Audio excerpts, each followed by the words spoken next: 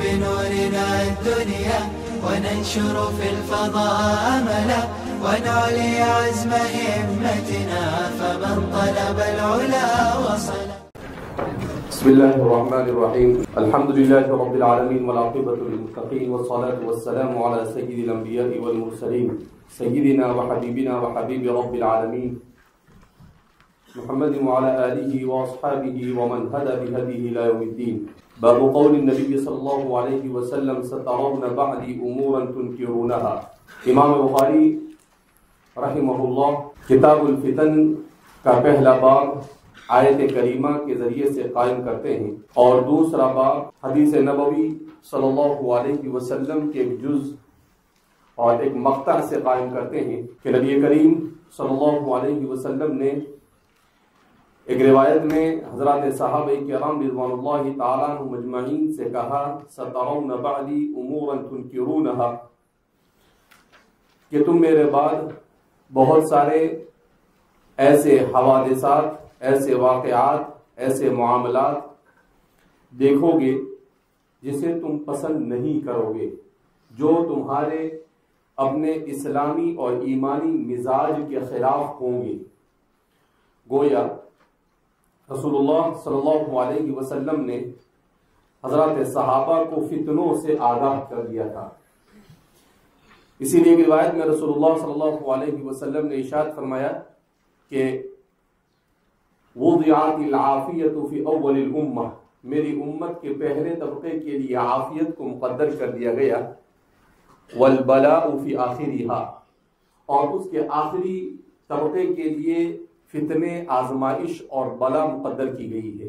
بہرحال اس کے بعد امام بخاری فرماتے ہیں وقال عبداللہ بن زید، اور عبداللہ بن زید بن عاصم الانصاری فرماتے ہیں قال النبی صلی اللہ علیہ وسلم، نبی کریم صلی اللہ علیہ وسلم نے ارشاد فرمایا اصبروا حتی تلقونی علی الحوض، کہ تم صبر سے کام لینا یہاں تک کہ مجھ سے تم حوض پر، حوض کوثر پر ملاقات کر لو۔ رسول اللہ صلی اللہ علیہ وسلم سے مروی روایت کا ایک چھوٹا سا ٹکڑا تعلیقاً امام بخاری نے یہاں پر ذکر کیا تو نبی کریم صلی اللہ علیہ وسلم نے فتنوں کے دور کے لیے انتہائی اہم ترین نصیحت اپنے صحابہ سے کی اصبرو، کہ وہ صبر سے کام لینا، کہ فتنوں کا مقابلہ یہ صبر سے کیا جائے گا۔ گویا کہ آپ فرما رہے ہیں کہ آدمی فتنوں کے زمانے میں بجائے اس کے کہ وہ فتنے میں مبتلا ہونے والوں کے ساتھ ہو جائے، وہ ان کا ساتھ دے، اس کے بجائے آدمی کو صبر سے کام لینا ہے۔ اس لیے فرماتے ہیں کہ پورے قرآن کریم میں صرف صفت صبر ایسا وصف ہے جس کے سلسلے میں اللہ نے فرمایا ان اللہ مع الصابرین، اللہ صبر کرنے والوں کے ساتھ ہے۔ اللہ نے اپنے معیت کو ذکر کیا کیونکہ انسان کے لیے سب سے بڑی آزمائش ہوتی ہے وہ یہی ہوتی ہے کہ وہ صبر کرتا ہے۔ انسان کی طبیعت میں صبر نہیں۔ کیوں صبر نہیں؟ خلق الانسان ضعیف، یہ کمزور پیدا کیا گیا، تو اس کی اس کمزوری کی وجہ سے آسانی کے ساتھ اس کے اندر میں صبر کی صفت پیدا نہیں ہوتی ہے۔ صفت صبر کو پیدا کرنے کے لیے صحبت صالح کی ضرورت پڑتی ہے۔ صفت صبر کو پیدا کرنے کے لیے علم کی وافر مقدار کی ضرورت ہوتی ہے۔ صفت صبر کو پیدا کرنے کے لیے آدمی کو اپنے نفس پر کنٹرول کرنا پڑتا ہے۔ اس لیے لوگوں نے امام ابن القیم الجوزی، جن کو فقیہ القلب کہا جاتا ہے، کہ واردات قلب پر سب سے بہترین لکھنے والے، انہوں نے مستقل اس موضوع پر 2 جلد کے اندر میں کتاب لکھی عدت الصابرین کے نام سے، جس میں صبر کے سلسلے میں بے شمار تفصیلات آپ نے کیا کی ہے، ذکر کی ہے۔ تو آپ صلی اللہ علیہ وسلم نے اپنے اصحاب سے کہا اصبرو، صبر سے کام لو، حتی تلقونی علی الحوض، یہاں تک کہ تم مجھ سے حوض پر ملاقات کرو، یعنی زندگی بھر اگر صبر کرنے کی ضرورت پڑے تو صبر کرنا، مگر بے صبری کر کر اپنے آپ کو ہلاکت میں مت ڈالنا. آپ صلی اللہ علیہ وسلم نے انتہائی جامع نصیحت اپنے صحابہ سے کی. وبه قال حدثنا مسدد قال حدثنا يحيى بن سعيد قال حدثنا الأعمش قال حدثنا زيد بن وهب قال سمعت عبد الله قال لنا رسول الله صلى الله عليه وسلم إنكم سترون بعدي آثارة وأمورا تنكرونها. قالوا فما تأمرنا يا رسول الله؟ قال أدوا إليهم حقهم وسلوا الله حقكم. قربان جائیے میرے اور آپ کے آقا احمد مصطفیٰ صلی اللہ علیہ وسلم پر کتنی جامع نصیحت فرمائے اپنی امت کو. امام بخاری اپنے شیخ مسدد ابن مشرحد ابن مشربل سے اس روایت کو بیان کرتے ہیں. جیسا کہ میں نے کہا کہ یحییٰ ابن معین کہا کرتے تھے کہ ان کا پورا نام جب پڑھا جاوے تو ایسا لگتا ہے کہ کوئی منتر ہے. مسدد ابن مشرحد ابن مشربل ابن غرندل ابن قرندل ابن برندل، تو اس طریقے سے عجیب ان کے پورے نام میں ایسے ہی نہ، لیکن من کبار المحدثین، نام کیسا ہی ہو لیکن بہرحال لا یخلو کتاب حدیث من اسمہ، کوئی بھی حدیث کی کتاب حضرت مسدد ابن مسرحد کے نام سے خالی رہ سکتی نہیں ہے. ان لوگوں میں سے ہے جن کو مدار الاسانید کہا جاتا ہے. مشکل سے 12-15 راوی ایسے ہیں جن کو مدار الاسانید کہا جاتا ہے. کیا مطلب؟ تمام احادیث کی سند کہیں نہ کہیں ان لوگوں پر جا کر کیا ہو جاتی ہے، ٹھہر جاتی ہے. انہی لوگوں میں سے حضرت مسدد ہے، امام اخفش ہے، امام سفیان ابن عیینہ ہے، سفیان ثوری ہے، یحییٰ ابن معین ہے، یحییٰ القطان ہے. تو یہ وہ لوگ ہیں جن کو مدار الاسانید کہا جاتا ہے. قال، وہ فرماتے ہیں حدثنا یحییٰ بن سعید، مجھے بیان کیا یحییٰ ابن سعید القطان نے. قال، وہ کہتے ہیں حدثنا الاعمش، ہمیں بیان کیا امام اعمش نے. قال، وہ فرماتے ہیں حدثنا زید بن وہب، کہ ہمیں ذکر کیا زید بن وہب الحمدانی الجہنی الکوفی. آپ صلی اللہ علیہ وسلم کی ملاقات کے لیے اپنے وطن سے نکلے، مگر آپ صلی اللہ علیہ وسلم کی خدمت میں پہنچنے سے پہلے رسول اللہ صلی اللہ علیہ وسلم کا انتقال ہو گیا. تو فرماتے ہیں خرج الى النبی صلی اللہ علیہ وسلم فقبض النبی صلی اللہ علیہ وسلم وهو في الطريق، وہ راستے ہی میں تھے. اور امام عسقلانی فرماتے ہیں کہ انتقال ہو گیا ان کا، گویا کہ حضور کے زمانے کو پایا مگر حضور کو دیکھ نہیں سکے. ایسے کو کیا کہا جاتا ہے؟ مخضرم. کیا کہتے ہیں؟ مخضرم. تو فرماتے ہیں حدثنا زید بن وہب قال، وہ فرماتے سمعت عبد اللہ، کہ میں نے سنا عبداللہ سے. عبداللہ سے مراد یہاں پر عبداللہ ابن مسعود، سیدنا حضرت عبداللہ ابن مسعود رضی اللہ تعالیٰ عنہ ہے. قال، انہوں نے کہا قال لنا رسول اللہ صلی اللہ علیہ وسلم، ہم سے رسول اللہ صلی اللہ علیہ وسلم نے ارشاد فرمایا انکم سترون بعدی اثارتا، کہ تم میرے بعد اثارہ کو دیکھو گے. کیا مطلب اس کا؟ تو فرماتے ہیں کہ اثارہ یہ بنا ہے اثرون سے، اسے حظوظ دنیاویہ کے اوپر اس کا اطلاق ہوتا ہے. حظوظ دنیاویہ کیا مطلب؟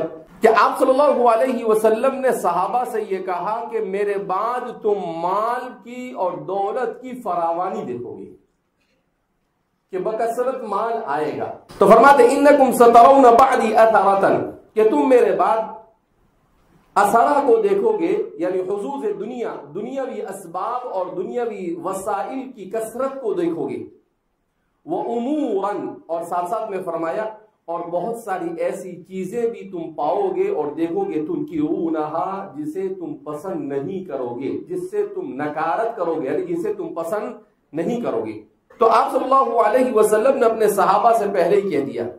کیا کہا؟ کہ دیکھو مال بھی آئے گا مگر مال اپنے ساتھ ساتھ منکرات کو لے کر آئے گا، ایسے نہیں آئے گا.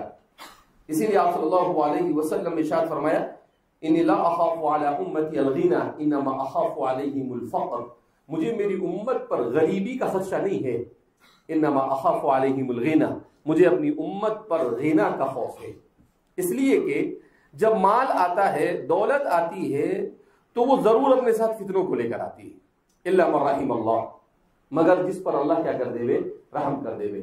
اتنا آسان نہیں ہوتا ہے کہ انسان کے پاس دولت آئے اور پھر اس کے بعد وہ فتنے میں مبتلا نہ ہو۔ 99% ایسا ہوتا ہے، 99% ایسا ہوتا ہے کہ دولت کے بعد انسان فتنے میں مبتلا ہو ہی جاتا ہے۔ تو آپ صلی اللہ علیہ وسلم نے صحابہ کو دونوں باتیں بیان کی کہ دیکھو دولت آئے گی اپنے ساتھ منکرات کو لے کر، کہ جیسے ہی دولت آئے گی تم فتح کرو گے قیصر کو، تم فتح کرو گے کسرا کو، تم فتح کرو گے فارس کو، تم فتح کرو گے روم کو، اور دنیا کو فتح کرو گے، اور اس کے ساتھ ساتھ ان کے تخت و تاج یہ تمہارے پاؤں میں آ کر گریں گے، مگر ساتھ ساتھ میں وہ اپنے ساتھ منکرات کو لے کر آئیں گے۔ تو قربان جائیے میرے اور آپ کے آئیڈیل حضرات صحابہ کرام رضوان اللہ تعالیٰ مجمعین پر فوراً سوال داغ دیا، فما تأمرون یا رسول اللہ، اے اللہ کے رسول صلی اللہ علیہ وسلم ایسے حالات میں آپ ہمیں کس چیز کا حکم دو گے کہ مال بھی آئے گا، دولت بھی آئے گی، دنیا بھی ہمارے پاس دوڑ کر آئے گی اور وہ اپنے ساتھ منکرات کو لے کر آئے گی، تو ہم اس کا مقابلہ کیسے کریں؟ تو حضرات صحابہ نے یہ سوال نہیں کیا کہ دولت کو کیسے استعمال کریں، بلکہ حضرات صحابہ نے سوال یہ کیا کہ ان منکرات کا مقابلہ ہم کیسے کریں، ہم ان منکرات سے اپنا آپ کو کیسے بچائیں۔ اسی لیے قرآن کریم نے کہا رضی اللہ عنہم ورضوا عنہ کہ وہ نفوس زکیہ ایسے زبردست تھے، ایسی تربیت ان کی ہوئی تھی کہ دنیا کو ان کے دل و دماغ سے کھرچ کر نکال دیا گیا تھا۔ ان کے یہاں پر صرف آخرت کا تصور تھا، آخرت کی کامیابی ان کے پیش نظر ہوا کرتی تھی۔ تو فوراً سوال کیا فما تأمرون یا رسول اللہ کے رسول صلی اللہ علیہ وسلم ان حالات میں آپ ہمیں کن چیزوں کا حکم دیتے ہو؟ اللہ کے رسول صلی اللہ علیہ وسلم نے کہا ادو الیہم حقہم وصلوا اللہ حقہم۔ سبحان اللہ، حضور نے کہا ادو الیہم حقہم، کہ ان لوگوں کو ان کا حق دے دینا۔ کیا مطلب؟ کہ تم پر حکمران ہوں گے، مالدار ہوں گے، تمہارے رشتہ دار ہوں گے، یہ تمہارے حقوق کو پامال کریں گے۔ کوئی وراثت سے محروم کرنے کی کوشش کرے گا، کوئی تجارت سے دھوکہ دے کر تم سے مال کو لینے کی کوشش کرے گا، کوئی تم سے لڑے گا، کوئی جھگڑے گا، طرح طرح کے حالات تمہارے اوپر آئیں گے۔ کہا اس میں سب سے اچھا عافیت کا راستہ کیا ہے؟ قربان جائیے میرے اور آپ کے آقا صلی اللہ علیہ وسلم پر کتنی بہترین نصیحت کی کہ ادو الیہم حقہم، ان کا جو حق ہے وہ ادا کر دینا، وصلوا اللہ حقہم، اور اپنا جو حق وہ نہیں ادا کر رہے ہیں وہ اللہ سے مانگ لینا۔ وہ کس سے مانگ لینا؟ اللہ سے مانگ۔ اپنا کیوں؟ جھگڑا کس پر ہوگا کہ تم پر جو ان کے حقوق ہے اس کو ادا کرو، اور پھر جب وہ حقوق نہ دے تو تم جھگڑنا شروع کر دو۔ تو کہا جھگڑنا مت، کیوں؟ اگر جھگڑو گے تو فتنے میں مبتلا ہو جاؤ گے۔ اس لیے ان حالات کا مقابلہ ایسا کرنا کہ جو بھی تمہارے اوپر حق ہے، ماں باپ کا حق ہے اسے ادا کرنا، رشتہ داروں کا حق ہے اسے ادا کرنا، اولو الامر کا حق ہے اسے ادا کرنا، استاد کا حق ہے اسے ادا کرنا، ساتھی کا حق ہے اسے ادا کرنا، مسلمان کے مسلمان پر جو حقوق ہے انہیں ادا کرنا، تو پڑوسی کے جو حقوق ہے اسے ادا کرنا، سارے حقوق تم پر جو آتے ہیں وہ ادا کر دینا۔ اور جب تم یہ دیکھو کہ تم سارے حقوق ادا کرنے کے بعد تمہارے حقوق میں لوگ کوتاہی کر رہے ہیں، کہا کہ تم ان سے جھگڑنا نہیں، اپنا حق اللہ سے مانگ لینا۔ یا تو اللہ دنیا میں دینے کی کوئی شکل پیدا کرے گا، اور اگر دنیا میں نہیں ملے گا تو مرنے کے بعد اس سے بہتر صورت میں ملے گا۔ لہذا کہا کہ تم اگر یہ طریقہ اختیار کرو گے شارٹ اینڈ سویٹ تو تم فتنوں سے بچ جاؤ گے، اور اگر تم اپنے حق کو حصول کے چکر میں پڑ جاؤ گے تو تم فتنوں میں کیا ہو جاؤ گے؟ مبتلا ہو جاؤ گے۔ اسی لیے شیخ الاسلام فقیہ الاسر حضرت مولانا تقی عثمانی صاحب نے بھی اپنے کسی بیان کے اندر میں ایک مرتبہ کہا تھا، میں نے سنا تھا یا پڑھا تھا کہ حضرت نے یہ کہا تھا کہ ہمارے زمانے میں سب سے بڑا مسئلہ یہ ہے کہ آدمی دوسرے سے اپنا پورا حق وصول کرنا چاہتا ہے، اور جو دوسروں کے حقوق اس کے اوپر ہے اس کو ادا کرنا نہیں چاہتا ہے۔ کہا یہی تو باعث فتنہ ہے۔ کہا الٹا ہونا چاہیے، اپنے اوپر جو حق ہے وہ ادا، وہ اسی حدیث کی روشنی میں آپ نے فرمایا کہ اپنے اوپر جو حقوق ہے اس کو ادا کر دو، اور اپنے حقوق جو دوسروں کے اوپر ہے اس کے سلسلے میں نرمی اختیار کرو۔ دیا تو ٹھیک ہے، نہیں دیا تو مرنے کے بعد ملے گا، جانے والا تو ہے نہیں۔ قرآن کریم میں اللہ رب العزت نے کہا، کیا کہا؟ مثقال ذرۃ خیرا یرا مثقال شرۃ، برا ہو یا اچھا ہو، ذرہ برابر بھی ہوگا تو قیامت کے دن کیا کرے گا، اس کا حساب کتاب ہوگا اور اللہ کے یہاں پر اسے کیا کر لے گا، پالے گا، تو چھوٹنے والا تو ہے نہیں۔ تو اللہ کے رسول صلی اللہ علیہ وسلم نے صحابہ سے انتہائی جامع ترین نصیحت فرمائی۔ اب یہاں سوال ہی پیدا ہوتا ہے، اس کا مطلب یہ ہے کہ ایسے ہی کرتے رہے اور کچھ بولے نہیں، کچھ کرے نہیں؟ دیکھو، ایک ہے اپنے دنیاوی حقوق اور دوسرے ہے دینی حقوق، دونوں میں فرق ہے۔ اس لیے کہتے ہیں دین کو سمجھے تو پورا سمجھ لے گا، آدھا ادھورا نہیں سمجھ لے گا۔ نیم ملا خطرے ایمان، نیم حکیم خطرے جان، نیم ملا خطرے ایمان۔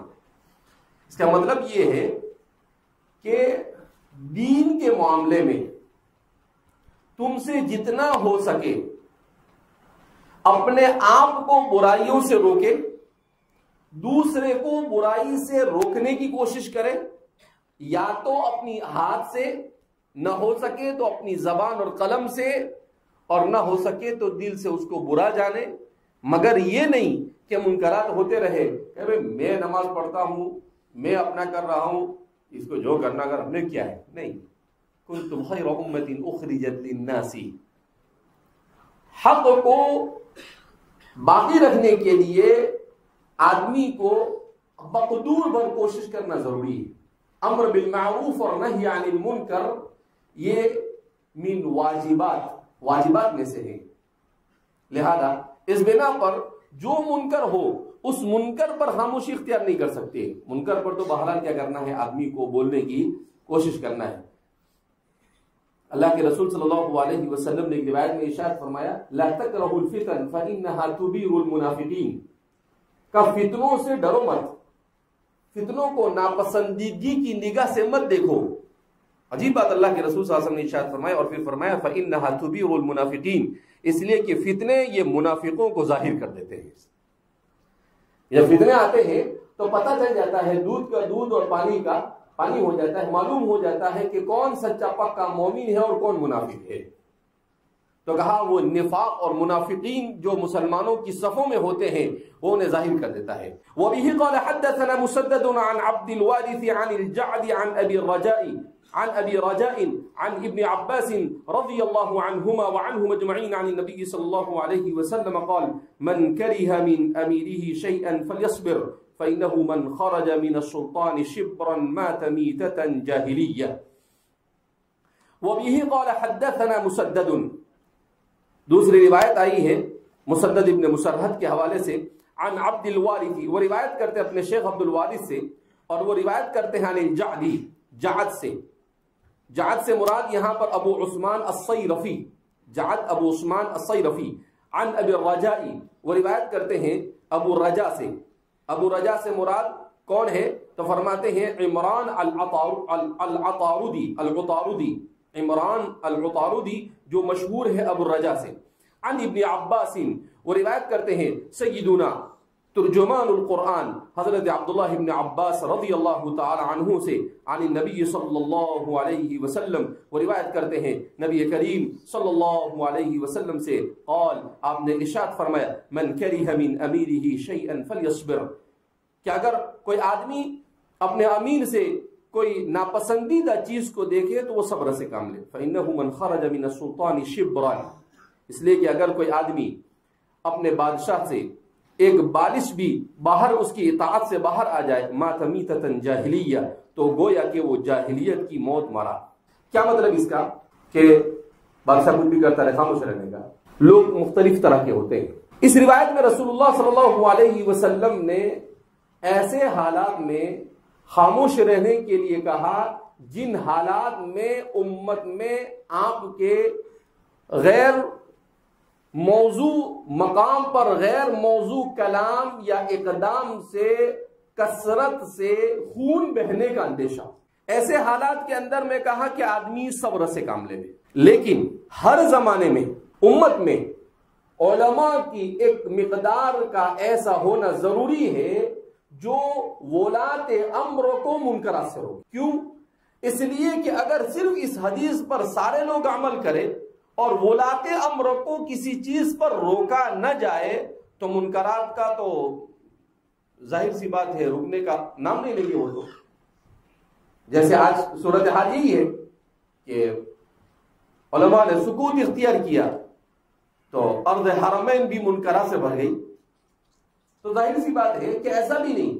تو ایک جماعت کا تو ایسا ہونا ضروری ہے کلمۃ حق عند سلطان جائر، کہ وہ چاہے جو ہونا ہو جائے، اس کی جان جائے تو چلے گا، مگر اس کے لیے اسے ریمائنڈ کرنا اور اسے روکنا یہ ضروری ہے. اسے بولنا پڑے گا کہ بھائی آپ یہ کر رہے ہو یہ غلط ہے. جیسے وہاں پر بہت سارے علماء نے بولا، ان کو جیل میں ڈال دیا، تو انہوں نے اس پر عمل نہیں کیا کہ من خرج عن طاعت الامیر، کہ نہیں، انہوں نے پرواہ نہیں کی، وہ جیلوں میں چلے گئے. تو ظاہر سی بات ہے ان کو اس پر اجر ملے گا، ان کو ثواب ملے گا. کیوں؟ اس لیے کہ کیوں گئے جیل میں؟ اس لیے گئے کہ انہوں نے حق بولا. تو حق آپ کی وجہ سے حق غالب آ جائے یہ ضروری نہیں ہے. آپ کی وجہ سے حق کو صرف تقویت کا مل جانا یہ بھی آپ نے گویا کہ حق ادا کر دیا. وَسَعَى لَهَا سَعْيَهَا وَهُوَ مُؤْمِنٌ فَأُولَئِكَ كَانَ سَعْيُهُمْ مَشْكُورًا. تو اللہ نے سعی کا مطالبہ کیا ہے، اللہ نے نتیجے کا مطالبہ نہیں کیا ہے کہ نہیں کسی بھی صورت میں آپ کو حق کو غالب کر کر کیا کرنا ہے، رکھنا. نتیجہ تو اللہ کے ہاتھ میں ہوتا ہے، نتیجہ کسی کے ہاتھ میں نہیں.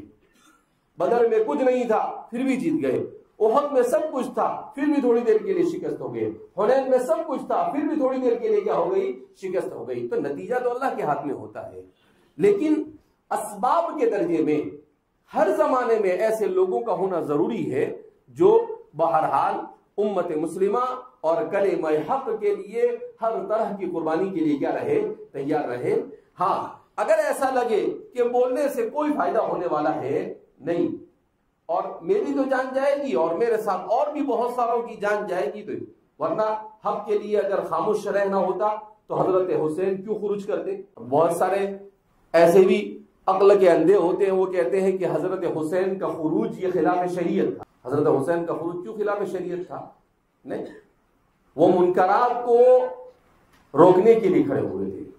ان کو خلافت نہیں چاہیے تھی، ان کو خلافت کی ہوس نہیں تھی، ان کو خلافت کا کوئی یہ نہیں تھا. وہ تو روکنے کے لیے کہ بھئی جو منکرات اسلامی معاشرے کے اندر میں پھیل رہے ہیں ان منکرات سے کیا کیا جائے، روکا جائے.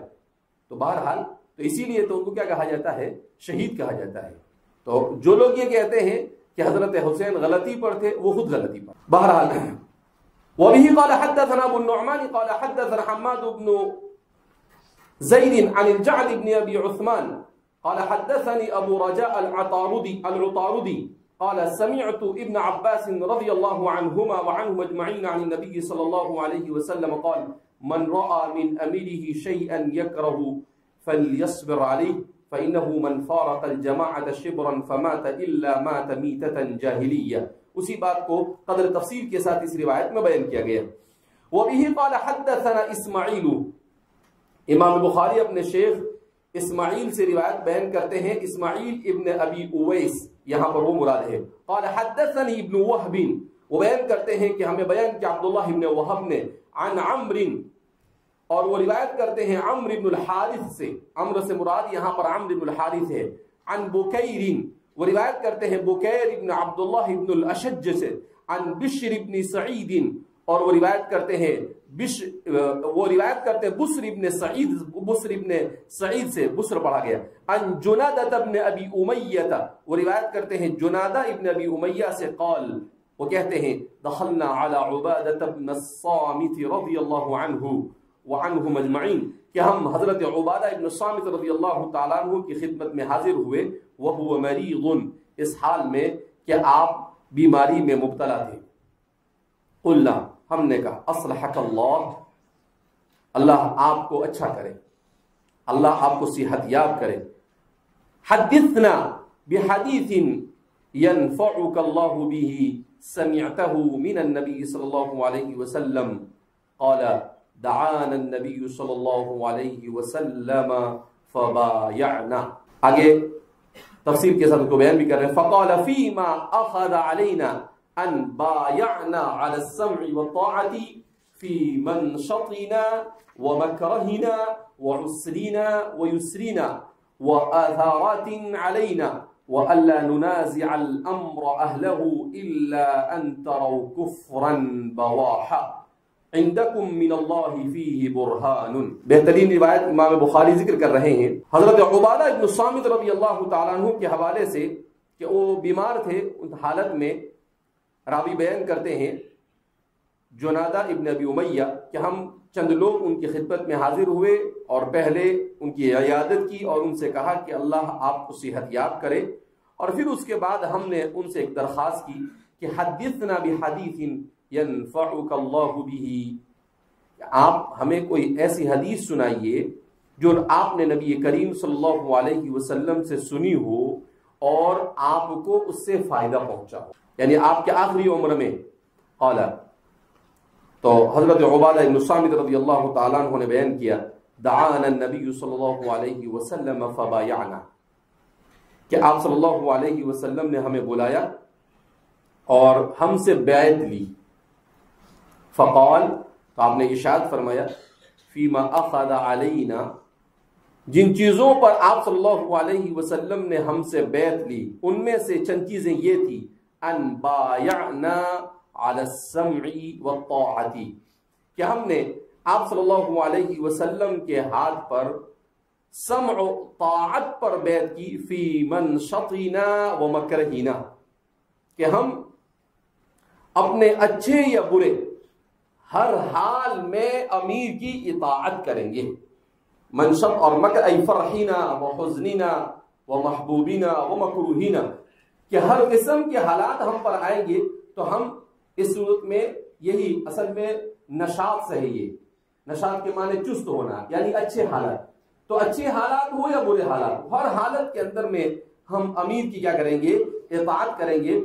امام ابن اثیر فرماتے ہیں المنشط یہ مفعل کے وزن پر ہے نشاط سے، کہ ایسی حالت جس میں آدمی چست اور چوک چاک و چوبند ہو اور وہ اچھی حالت میں ہو، خوشی کی حالت میں ہو. وہ اسرینا و یسرینا، اور اچھے اور برے، برے اور اچھے ہر حال میں، تنگ دستی کا عالم ہو یا فراوانی کا عالم ہو. وہ آثارات علینا، اور ہم نے آپ صلی اللہ علیہ وسلم سے یہ کہ ہم اثارہ کے حالت میں بھی، اس سے بیان کیا کہ حضور دنیا کہ دنیا چاہے کتنی بھی آ جائے ان حالات میں بھی ہم امیر سے خروج نہیں کریں گے. وَأَلَّا نُنَازِعَ الْأَمْرَ أَهْلَهُ، اور یہ کہ ہم کسی سے امارت کے سلسلے میں جھگڑا نہیں کریں گے. اسی لیے حضرت عبادہ بن الصامت رضی اللہ تعالیٰ عنہ کا شمار ان صحابہ میں ہوتا ہے جنہوں نے مشاجرات صحابہ کے زمانے میں سکوت اختیار کیا. نہ حضرت علی کی طرف ہوئے اور نہ حضرت امیر معاویہ رضی اللہ تعالیٰ عنہ، دونوں میں سے کسی کی طرف نہیں. آپ نے کنارہ کشی اختیار کی. حضرت عبداللہ بن عمر ہے، حضرت عبادہ بن صامت ہے، تو ایسے جو جلیل القدر بڑے بڑے صحابہ تھے یہ تو فرماتے ہیں اسی لیے کیونکہ راوی نے ان سے مطالبہ کیا تھا جس سے آپ کو فائدہ ہوا ہو، تو وہ ایسی روایت بیان کر رہے ہیں جس روایت سے ان کو کیا ہوا؟ فائدہ ہوا. اللہ ننازع الامر اہلہ، کہ ہم امیر سے اس کی اہلیت یعنی اس کی امارت کے سلسلے میں جھگڑیں گے نہیں. الا ان تروا کفرا بواحا، ہاں مگر یہ کہ تم بالکل ایسا کفر دیکھ لو جو واضح اور ظاہر ہو. ہاں کا مسلمان ہے امیر، اپنے آپ کو مسلمان کہتا ہے، اور پھر اس کے بعد وہ کفریہ حرکتیں کرنا شروع کر دیتا ہے، کہ اس صورت میں آپ خاموش نہیں رہو گے، اس صورت میں اس کو روکنا آپ کے لیے کیا ہوگا؟ ضروری ہو. عندکم من اللہ فیہ برہان، مگر وہ کفر ایسا ہو کہ اس پر آپ کے پاس دلیل ہو اللہ کی طرف سے، کتاب اللہ سنت رسول اللہ سے کوئی دلیل ہو، جس دلیل کی بنیاد پر آپ کہے کہ بھئی یہ جو کام کر رہا ہے یہ تو کفر صریح ہے، اس پر تو سکوت اختیار کیا جا سکتا نہیں ہے.